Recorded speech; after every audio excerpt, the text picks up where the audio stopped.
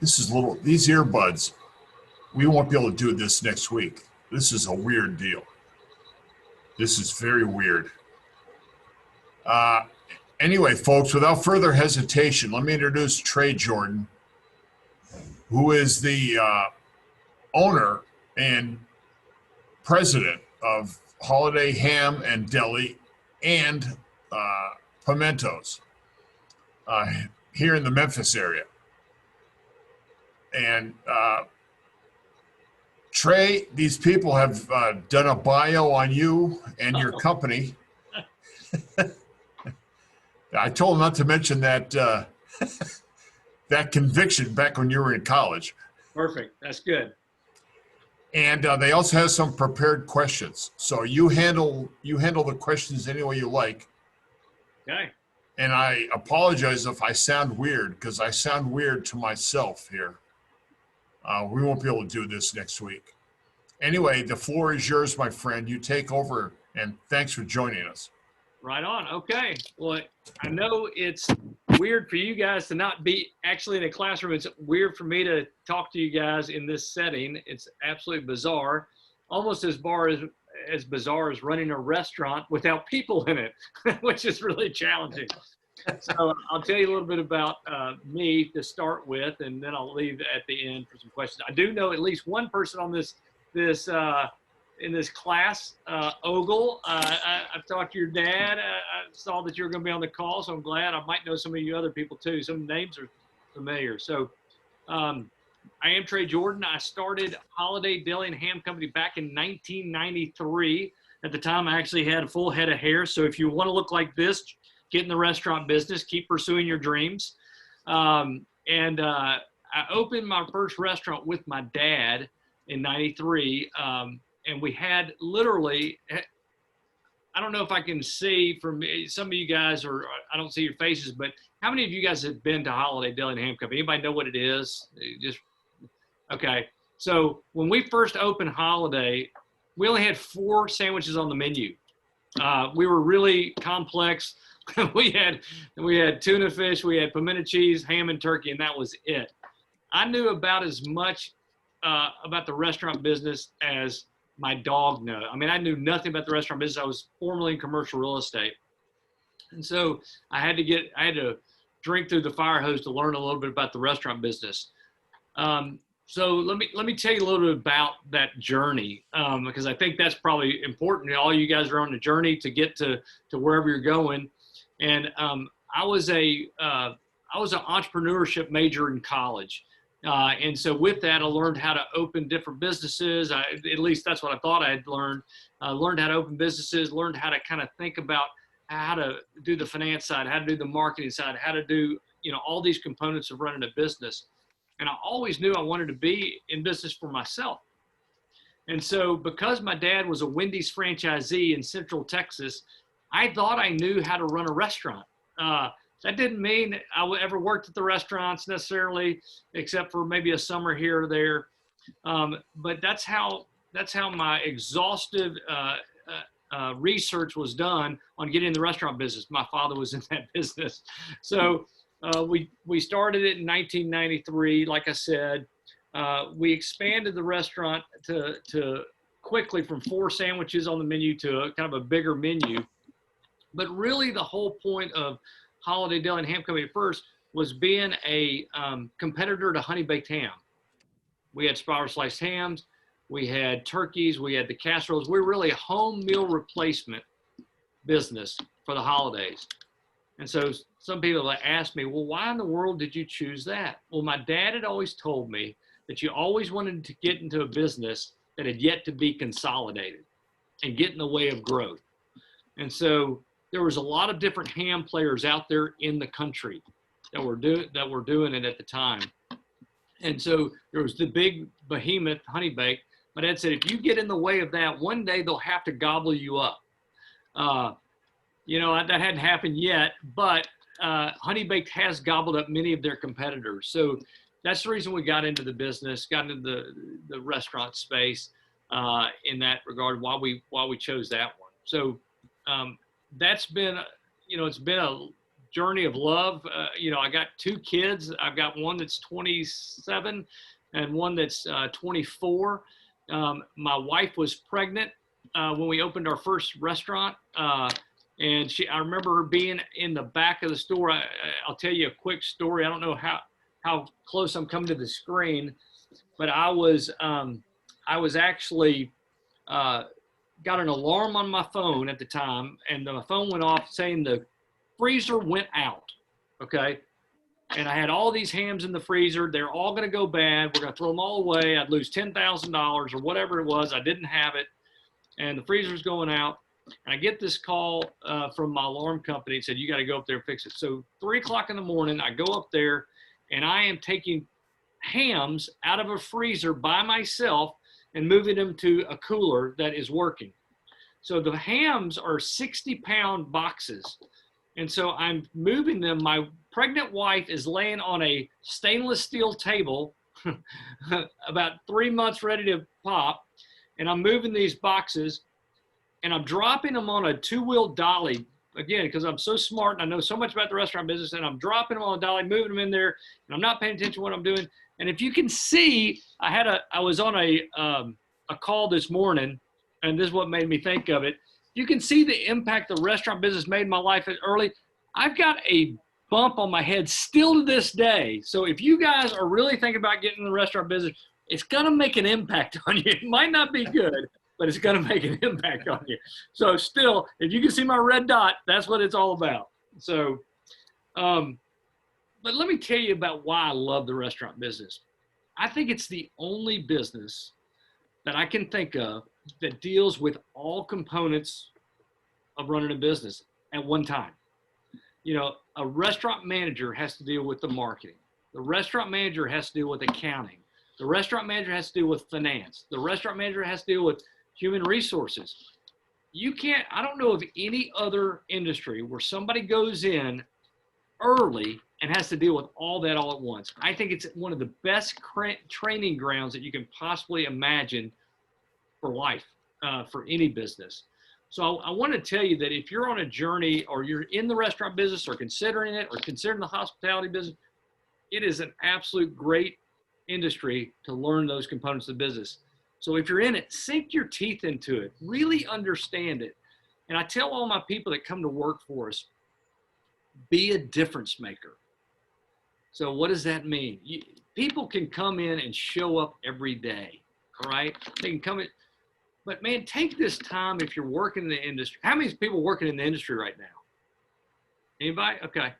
Take the time to dive into it and understand something. Like, ask the next question. Don't wait for them to ask you. And tell me about how the marketing works in this company. How do we get more customers? How does the accounting work? How does the finance side work? How does the human resources work? Man, owners love it when people come to us and say, I really want to learn something. We will stop what we're doing and we'll go, Landon Smith said he wants to learn some more. We want to teach him. Hannah Davies said she wants to learn some more. We want to teach her. Be a great mentee by asking the mentor to mentor you, and we'll do it. I just want to tell you that. And the other reason I love this business, it keeps you absolutely humble, because I'm going to find out that John Hurley's got a lot better idea than I do, and I've been doing this for 30 years. And he's going to come up with an idea, and he's going to say, this is going to change your life. And he's possibly right. It's going to keep me humble because the customers sometimes can get frustrated and things won't go right. And I'll have to eat humble pie because we didn't operate like we should have. And so I think it's a great lesson for life to have that humility, because no one person is better than another person. Not many industries also, we've obviously are going through a lot of tough times right now. And I wanted to bring this up because the restaurant business is so diverse. We've got people from every ethnic background, every socioeconomic background, and we work together as a team every day. And I love that. I love that we have the ability to meet people from different places, different perspectives, and you realize once again that every person there is important. The team doesn't work if you don't work it. The team doesn't work if one person doesn't work. And you know, I use the analogy to my people in our company that 5 fingers, one finger pushing on something isn't very strong, but 5 fingers together makes a fist, and that's a lot harder. And so if you come together as a team and use a fist approach, you can get through anything as long as you stay together. And so that's what the restaurant business really is. And any company, any organization, anything you're involved in, you got to stay together through thick and thin. There's going to be good times and there's going to be bad times. So it's all about the people. That's all the restaurant business is. It's all about people executing, people taking care of people. And so I remember when I did this class last time, one of the things we talked about was culture. And I guess I'll do the hand raise on the deal. So, you know, who wants to take, what is culture? I want somebody to tell me what culture is. And I'm not shy that I won't call on somebody if somebody doesn't raise their hand, but what does culture mean to somebody? Anybody want to take a crack at culture? I will. Okay. Culture to me, because I've been in the restaurant business, so I'm going to give it to you from a restaurant standpoint. Culture is something that I can feel when I walk into the restaurant. That's I can all. taste it in the quality of the product. And it's just the environment as a whole. You can feel it, you can see it, and you can taste it. Okay. I love that. Love that answer. Somebody else, give me another comment on that.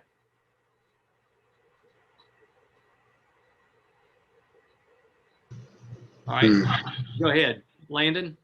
I didn't look over here at my hands. I apologize. Culture, I think it's about like a mission for, you know, because I've been in the restaurant industry too, like a company's mission being driven out. Yep. Okay. I love it. Anybody else have any other different thoughts on it? So, it's certainly the chemistry in there. Is there a Trey? The internal chemistry.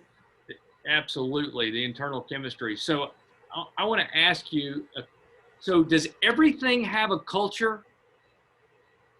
Does this class have a culture? Everybody just talk, Yeah. Yes. The class has a culture? Does University of Memphis have a culture? Yes, most definitely. Can a culture be bad? Yes. Yes.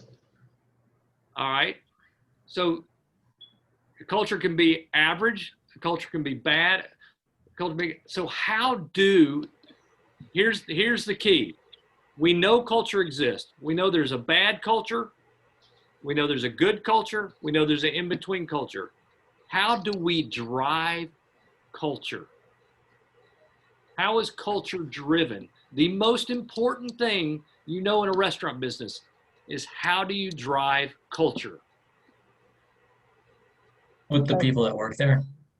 Okay, I agree. So how do you drive culture with the people that work there?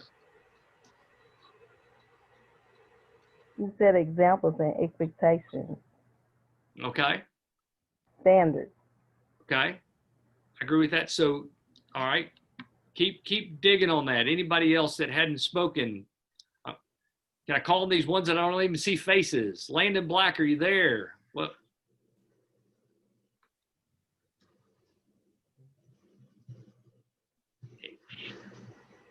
Anybody else have an idea?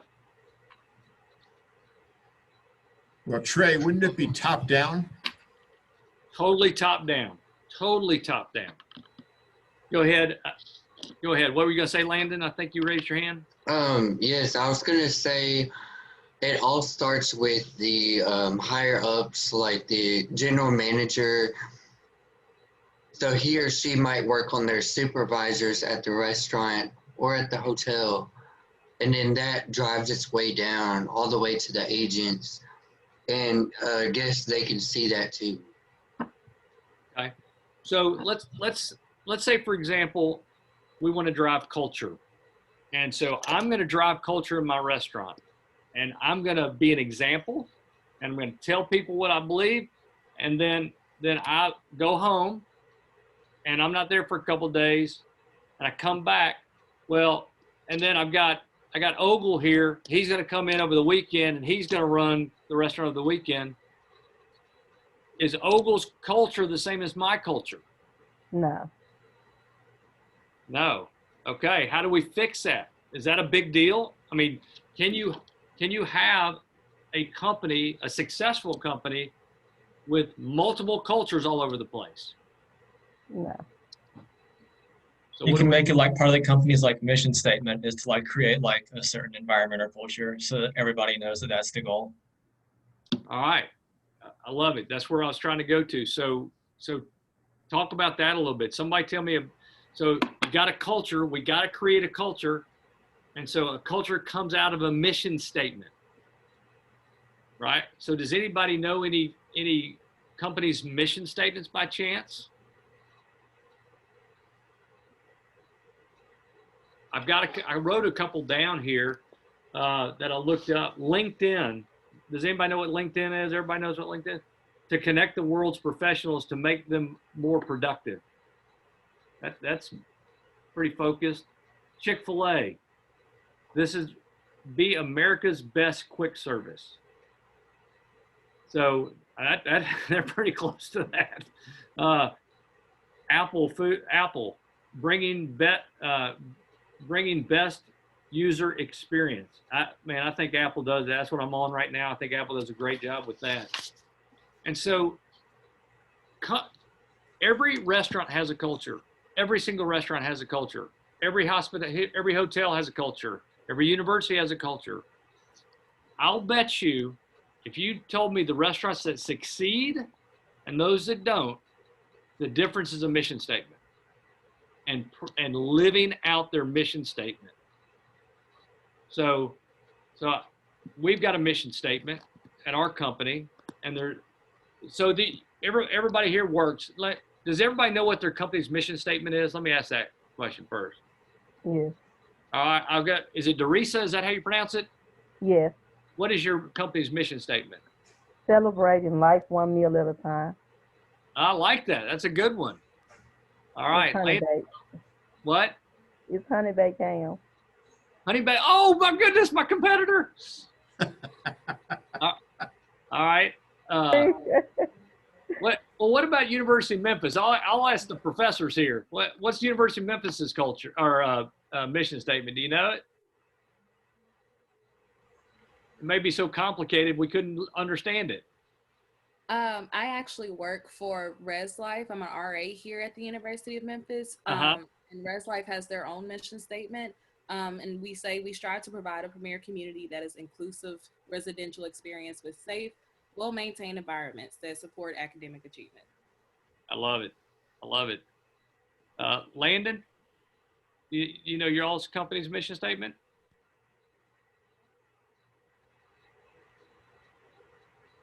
No? I don't. All right. I bet they've got one. You ought to ask them. If they don't, I'd want to know why. Steven? Right, I know. We have to have one. I can't think of it at the top of my head. So here's what I would tell you.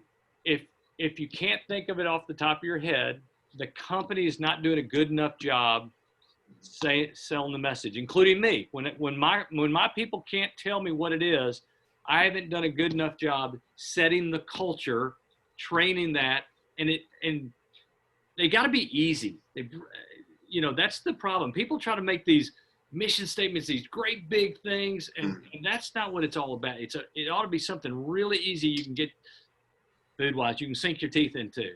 So, Stephen, what's yours? At Starbucks, it's to inspire and nurture the human spirit, one cup, one neighborhood at a time. Okay. John, you're live. What's yours? Currently do not have a mission statement because I don't have a job right now. But after college, I hope to have a job, and hopefully one day I can tell you that mission statement. So Awesome. looking forward to it. Okay.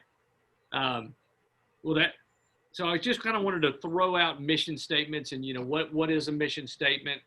And, there's other people, I can just see their names, and I won't call them with just their names, but John, with what you said, and I'm going to tell you our mission statement in just a minute. But I want to challenge everybody that you have to have a personal mission statement too. You go, huh? In life, you're going to go back and forth and weave in and out unless you have a personal mission statement for yourself. You'll be blown by the wind unless you set, this is who I am, this is what I'm going to be, this is what I'm after. I challenge you to do a mission statement after sometime this weekend. Do your own mission statement. What are you trying to do? We said, our mission statement is make every guest smile because of me. That's it. So it applies to everybody in the store. We need to make them smile. How do we make them smile? We make the guests. I've got some investors. We try to make the investor smile by giving good returns. We want to make the employees smile by giving them a good experience, because our employees are our guests as well. We want to make our real guests smile by having good service. So they want to make, hopefully, the management smile by doing a good job. So it's kind of it's a real symbiotic relationship. We're trying, everybody is a guest. The guest isn't just the person walking in the store to me. The guest is everybody that touches our organization. The University of Memphis, make those guests smile by hopefully giving you guys something that's helpful.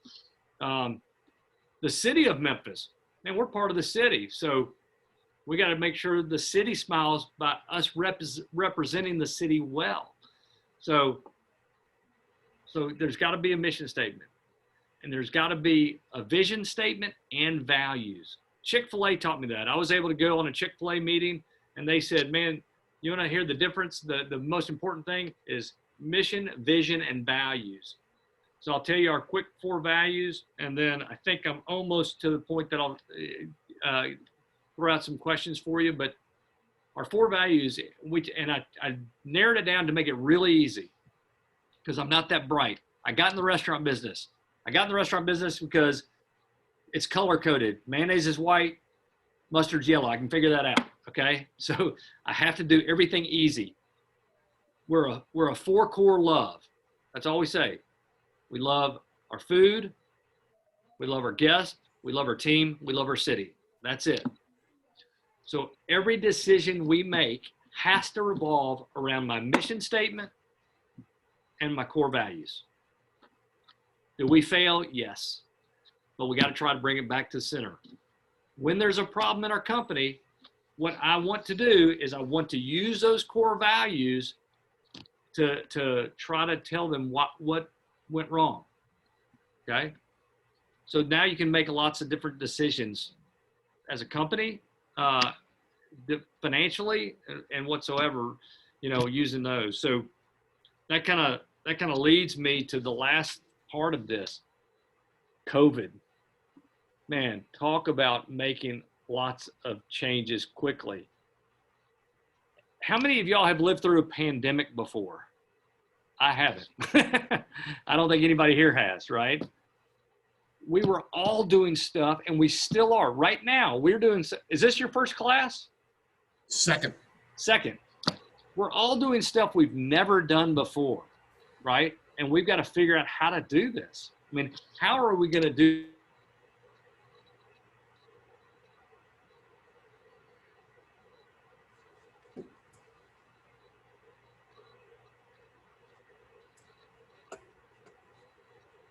Uh-oh. Ashi, are you there? Yeah, I'm here. It's from Teddy, It's Teddy's his side. his Yeah. side. Yeah, from his end, not Okay. our end. Okay. Trey, if you can hear us, you're stalled. The connection is disconnected anyhow. We have to wait just a couple of moments. Let's see.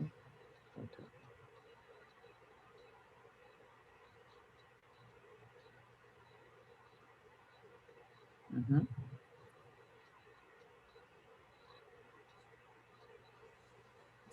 Just give me 1 second.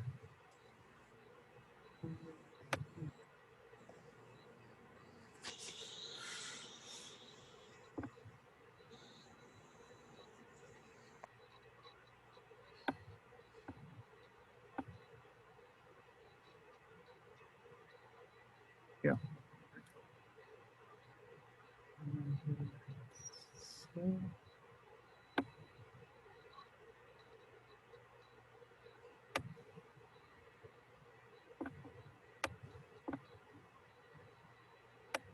that's the issue, one of the big issue here. Do you think, Ashi, do you think he needs to reboot? He just canceled it and he just need to just click the Go- link. Go back in. Trey, if you could hear us, just restart. Don't need to restart the system, the whole system. He just No. need to click the link. That's it. Okay. Can I see mission statement from then? No.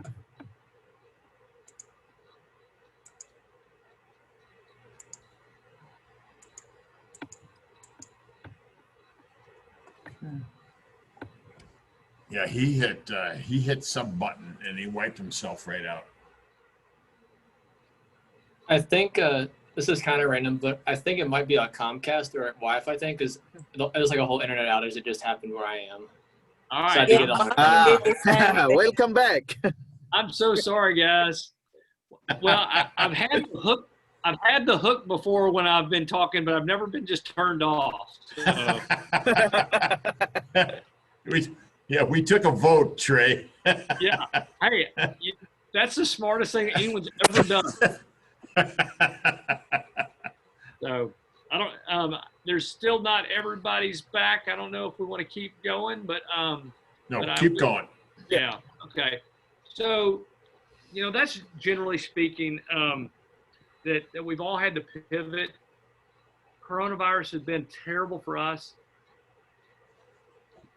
We are currently operating at 50%, in our restaurants. That's all we can seat in a restaurant. A restaurant was not designed to make money at 50% capacity. It's almost impossible. So we've had to make some changes. We went to delivering a lot, which we already did. We do curbside service now. We made some casseroles that we're sending out as family meals. So we're doing lots of new things to try to make this thing work, if you will. So, so I know that the most questions I get out there all the time is, tell me about COVID and what it's done to you differently. So I'll tell you a couple of the quick pivots that we made. We actually, our cash register system or POS system, we went to a new POS system in order to do online ordering. We kicked that off at the beginning of COVID. We now have that. That online ordering system also allows us to text our customers when food is ready. We had to do that because people didn't want to touch anything. They didn't want to come in. They wanted to prepay. So we had to do that. Technology has been a great thing for the restaurant business in that regards. We had to, again, the casseroles I mentioned, all the to-go stuff, we had to make those pivots. Our whole cleaning protocols changed radically. That's different. Our hours of operation, that's different. Our menu is different. It's smaller. I don't know if there's one thing that we haven't changed during COVID. So anyway, that's, I want to leave enough time to answer those kind of questions for you guys, because I know that's where we got a lot of interesting conversation last time. I know we've had a few guys drop off here, but I'm happy to open anything up for questions so that I can give you any of my thoughts through COVID and how we're getting out of this. You know, the financing side of it is really interesting, which I can dive into at a deeper level. So I'm opening the floor to make sure I'm answering the questions you guys have. Okay, folks, the floor is open. Just jump in. All right, I have one question. So with COVID happening, like I work at Starbucks and we've been busier than we usual. Have y'all been busier at all? Like, or more people ordering out than usual, or has it been less? Well, it's interesting. Drive-through business is busier. Okay, so our drive-through business is actually busier, but our in-store business is not. So if you think about it, we were a huge catering business. 25% of our business was in catering before COVID. That went away. Nobody's having meetings, so you can't do that. And then 50% capacity in our restaurants. So now you got 25% go away. Now 50% goes away. Well, thankfully we've grown, but we hadn't grown as fast as a Starbucks. We hadn't been able to reproduce. So I've got 2 drive-through window locations. Those have done better than the rest of my locations. So that's why, but Starbucks is closing 300 locations, right? And so you know why they're closing them? Because they're probably not drive-throughs, but certainly not all the Starbucks have done well. Yeah, a lot of the ones in bigger cities like New York or like Austin, like where there's Yeah, those aren't doing so well. But the ones in like Memphis kind of areas where it's bigger and more drive-through centric, then it's been fine. Yeah, it's been important to do that pivot. You know, we tried to do a drive-through type. At the restaurants, we don't have drive-throughs where people can just pull up and we run it out to them. But those are the people who are succeeding. Any other questions? Have you had staffing problems? Yeah, you know, that's a great question. So, you know, because the amount of money people were able to get with unemployment benefits really made it challenging to get them to come back. So, you know, they were making more money through unemployment benefits than they were making when they were working in our restaurants. And so we asked a lot of our people to come back and they turned us down. And so, you know, that's kind of crazy, but I totally understood their position. The government wanted us to be the people to kind of blow the whistle on everybody. And, you know, that wasn't ever mandated, but it was a very uncomfortable situation because these are people we care about and that are, you know, they're just trying to take care of themselves. The other part that's really challenging right now as far as employees is this school issue. So we've got so many parents out there that might be single parents or maybe there's 2 of them and they've got a child that's not going to school, but it's not old enough to stay by themselves. So they've got to stay home now, so they can't work. So it's really messy. That's a good question though. So, and you'll see that restaurants, service levels are probably down a little bit in most restaurants because A, we can't afford the people, or B, we can't find the people. Have you lost any money since the COVID has started? Yeah. Yeah. So, you know, a restaurant business typically, from a financial perspective, and I'm happy to come back and do I'd love to do a financial lesson if everybody wants to hear that and put the financial on board. We'll have Ogle's dad in there, who's my CPA. But restaurants are not made to make money at 50% or 60% or 70%, maybe not even at 80%. We got to be 90 or 100% of capacity to make money. And so that's really the challenge. The National Restaurant Association is predicting 53% of restaurants to close. Now, that's if we don't get another round of I'm sure everybody has heard the PPP, the 3P money. If we don't get another round, but people are desperate to get another round. And, you know, the frustrating thing for restaurateurs is that people up on Capitol Hill, they're fighting over politics when people are fighting over their lives or their economic livelihoods. And so we've got to get those guys talking, both sides. It doesn't matter which side, they both have to start talking. So we're going to see some real problems, unfortunately, if we don't have another round. And to go to that, you know, people are still scared. Like they're not scared to go through a drive-through window, but they're still scared to go to a restaurant. And how many people? Maybe I've got a little hand raised somewhere. I can't remember where that is. But how many people have gone out to a restaurant or go out as much as they normally do? Anybody? No. Yeah, I mean, I'm not going out as much as I normally do, and I'm in the restaurant business. So people have to start, we've got to have a vaccination, or we've got to have, and it's got to be for a while, because I think the public has to be, feel safe about going out again.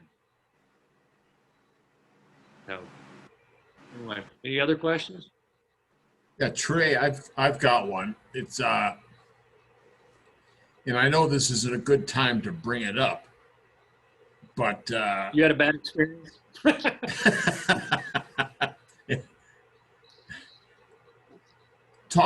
Give us a little, have you thought about or been able to think about future expansion at all? Well, you know, this is a great time to expand if you're capable of weathering the storm. So yeah, you know, my goal is to open a couple of stores per year over the course of the next 5 years, you know, 2-3 stores, you know, that's what our goal is. Unfortunately, there's going to be opportunity. You know, the question is whether am I man enough to do that opportunity right now? Because you've got to go lease space. You know, these landlords. So we're negotiating with every landlord we have right now. The landlords are struggling because, and this is getting really economic here, but you know, they're not getting full rents that they used to get. But yet the bank's going to require them to pay them down the road. So anyway, yes, I want to expand. We want to open in the Southeast. We want to open in Nashville. We want to open in Huntsville, Birmingham. We want to open in Little Rock. A couple more in Memphis area, maybe even down in Mississippi. So that's our goal. That's our footprint that we'd like to open. And I'd like to see a little bit of turn in this business life with COVID before I expand again. Expansion is expensive, very expensive. I have a question. Yes. So with this talk of expansion, what possessed you and gave you the idea or inspired you to open Pimento's Kitchen while already having 4 Holiday Ham locations? Yeah. I'm crazy. You know, I'm an entrepreneur. I mean, there's people that are wired for business, to open businesses. And I'm just that guy. And you know, sometimes I fight it. I love the challenge. And I wanted to do something that was a little bit better. I mean, so Holiday's great, but I wanted to open up something that was a little different. And so we make all the food in the store from scratch. If you hadn't had our burgers, you need to come try it. We've got incredible burgers, wings. We've got a full bar at our store out in Collierville. A lot of you guys might not be of age, so you can't come. But we just wanted to do something a little different. So I guess I would tell you that I've always been an entrepreneur. I've always wanted to grow things. I've done different stuff on the side, and it's just kind of who I am. Hey, if everything goes under, you'll see me opening up more somethings one day. I have another question. Okay.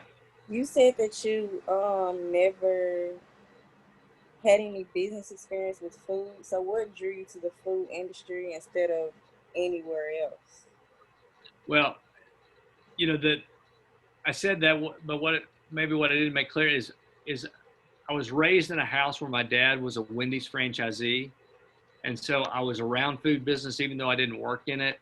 Man, every day I'd come home, and at my house growing up, and my house as I raised my own kids, we talked business all the time, and it's just who we are. And so I learned it from a young age. I started thinking about business. I knew all the um, all the words, all the phrases, and so I could talk the language, and I'd be around the business. So that's, and I'm a hospitality guy. I love people.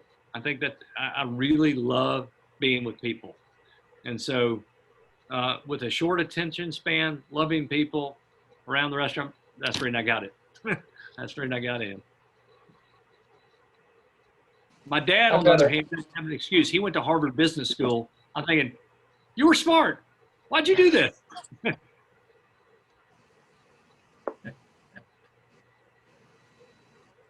What else do we have for Trey? I have another question.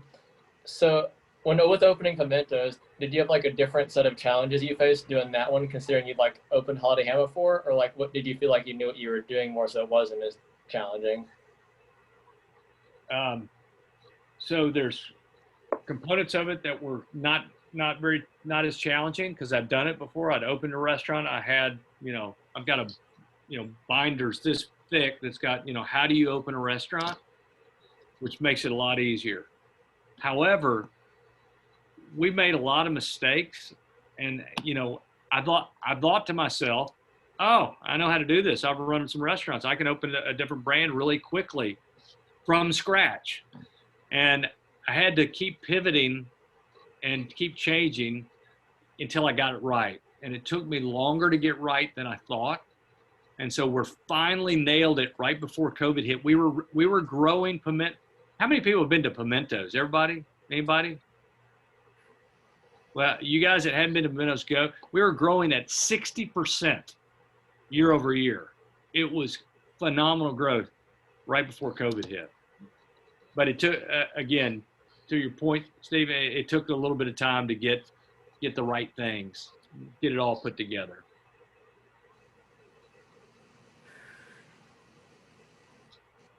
Do both restaurants have the same cultural foundation, or are they different? I use the exact same vision, core values, and mission statement. So exact same. Different food. We have wait service at Pimentos, which we don't have. So it's a hair different from that perspective, but everything else is the same. And I think that makes it a little bit easier to do it that way. So that's one of those things that Steven said. It makes it a little bit easier.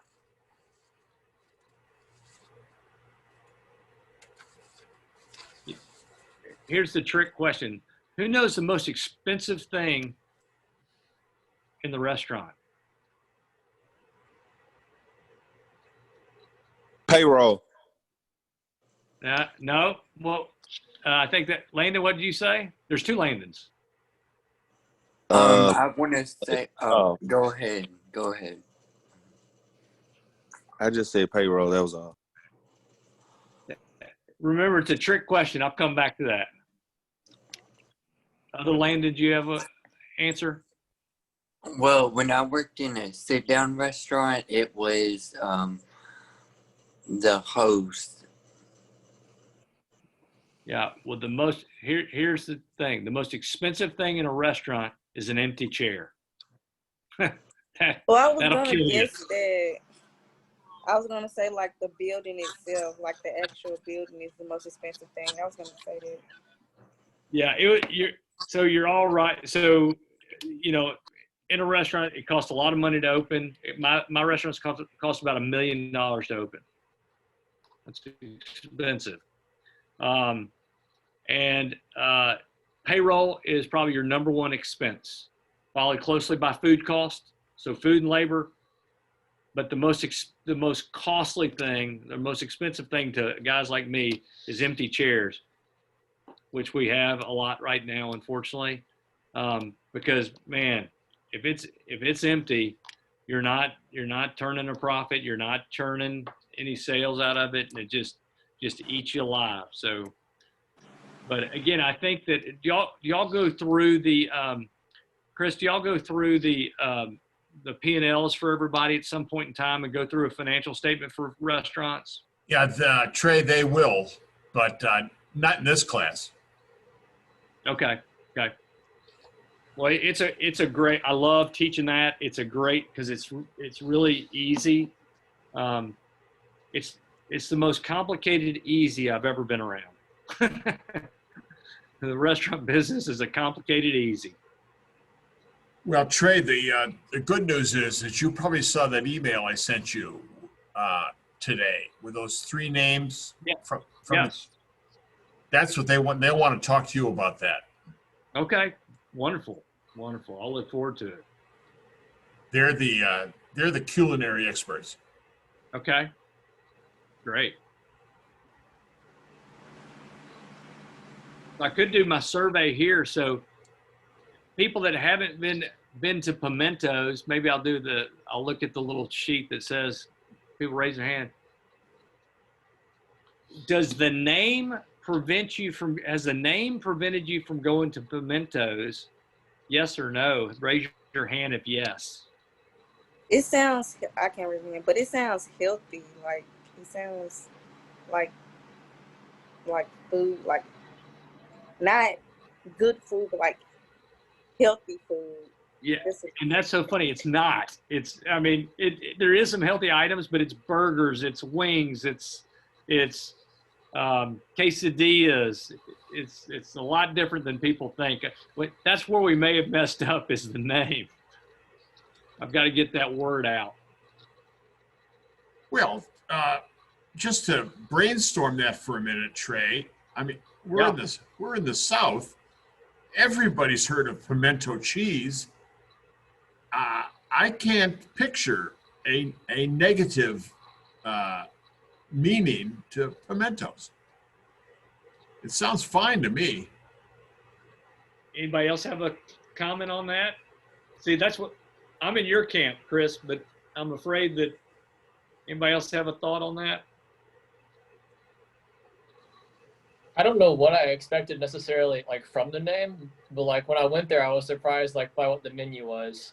Still, I think maybe I thought it'd be, I don't know, just different than what I expected. I didn't expect it to be like burgers and wings and stuff.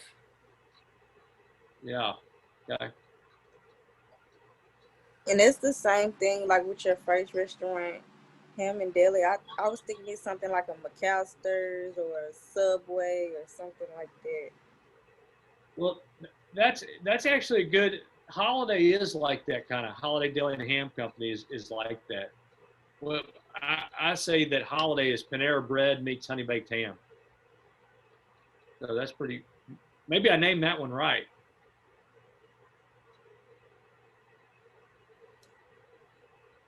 Yeah, it works. I mean, it works for me. Yeah. Well, hey guys, y'all can ask me any questions. I'm an open book. I'll tell you anything I can, and so feel free to dig in or challenge me on anything you want to. I think we got a little time. I have another question. Okay. Some of these like restaurants, they're not allowing cash. You can only use cards. Are y'all doing that you can only use your card or use the exact change, or has it come to that for y'all? Yeah, so we are not making people use just cards. We're taking cash. You know, I think it's made people act weird about cash. In fact, I found myself even being a little weird about cash. Oh, just keep the change, you know, kind of deal. I bet it changes how we operate, you know, globally with our cash. I think that'll be an interesting dynamic out of this. But right now, you know, we've got sanitizer on all the tables. We're washing our hands. We're wearing gloves, and we're asking our customers to do the same. Not wear gloves, but wash your hands and use the sanitizer.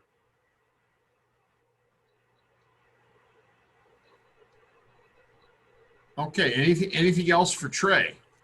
Yes, I have a question. Okay. So my question is, are y'all really like popular with catering during the holidays? I hope so. Yeah. We are, you know, like I said, at holiday, we started out the home meal replacement business for the holiday season. It's unbelievable. It's so busy. We'll hire a ton of extra bodies. Every one of you guys are now feel free that you've been offered a job for this holiday season. We'll be super busy. As I can't remember who works at Honey Bake, but she knows. And our catering, we're delivering catering all over the city. We'll rent big refrigerated trucks. We'll have tents out. We'll have a catering office. So yeah, it gets pretty kooky. We hope this year. Go ahead. I'm sorry. Have y'all started actually doing remote, like inside stores, off-site? With our hams. Uh-huh. You know, that's interesting. We're in. Are you the one that worked at Honey Bake? Yes. Yeah, we're in the process of talking to somebody right now. We've done a couple of remotes in the past, but we're talking to some grocery stores about possibly doing that in there, because I know Honey Bake used to do it and now does not do it. Yeah, we don't do it anymore. Yeah. Yeah, we're talking to Kroger about that opportunity this year. Oh, okay. Yeah, and we need some good ham people. Come on. Oh, I can't say that. I didn't say that. Sorry. Actually, cause I'm a supervisor there, so I know we have like total of 6 locations. So I run 3 of them, plus I am a general manager. Oh, fantastic, man! You're busy. Yes, I am. Yeah, well, hey.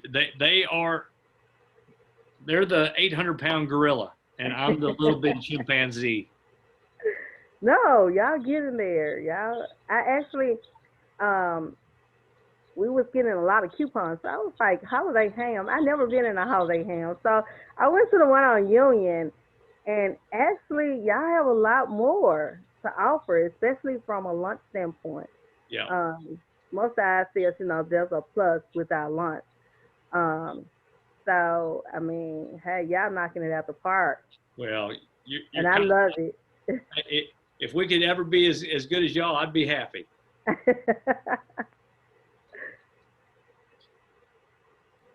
I've got a question. Yes.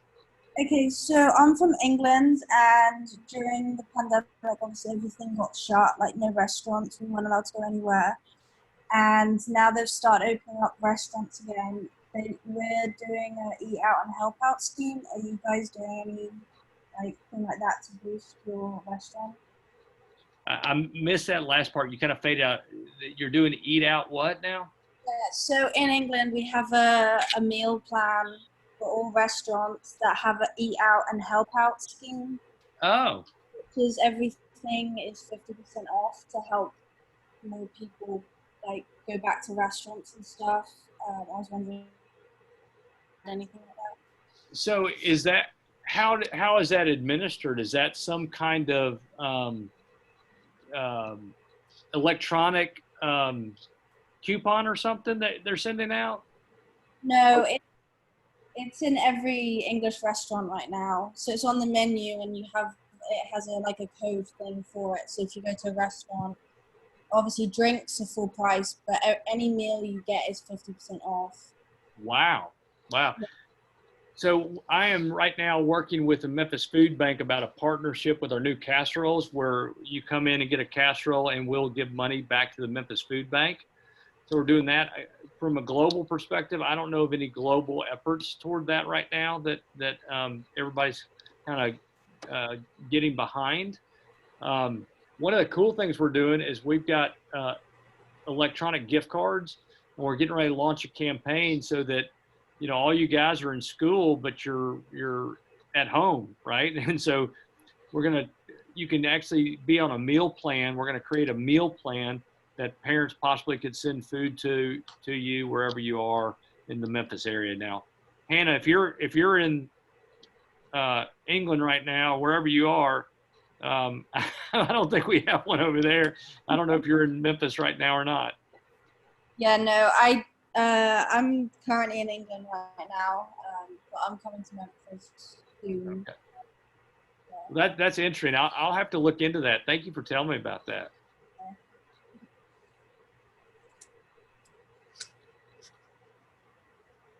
Anything else at all for Trey? Well, Trey, we're giving you some silent applause right now. Uh-oh. Are we still live? Yes, I can hear you. Yeah, we are still live. Ashi, what happened to Trey? Did he go away again? Yeah, we are still active. Everything's okay from our side. So I don't know what's going on. Maybe his internet connection or his laptop something disconnected in this way. I'm not sure actually. Well, I'll tell you what. It's 5:13. Wow. We're done. I'll just. Oh, here's the tray. Let me see if I can send a message. Yeah, you can do that way. That would be okay for us.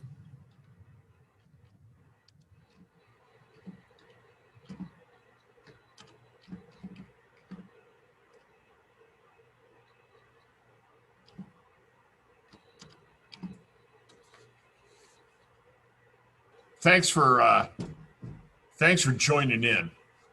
We're gonna discontinue, and you'll hear from me. You'll hear from me early next week on next week's meeting. So, any questions? Send me an email. All right.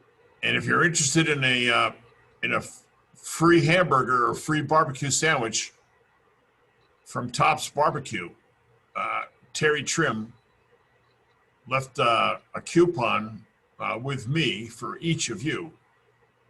Of course, you have to come over here to the Holiday Inn to pick it up.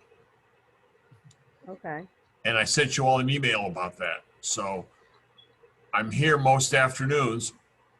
Just send me an email, tell me you're coming, and I'll give you a coupon. He's also got something called a Flaming Hot Cheeto, whatever the heck that is. And I've got one of those for you too, if you'd like. Anyway, thanks for being here. We'll see you all. We'll see y'all next week. And Trey back. Oh, he's back. Trey, we're done, my friend. Okay, good. I'm so sorry. We're silently applauding you. Thank y'all very much. I appreciate being here. You'll hear from me again. Good. Please do. Thank you, Trey. All right. Thank y'all. Bye-bye. Bye, everybody.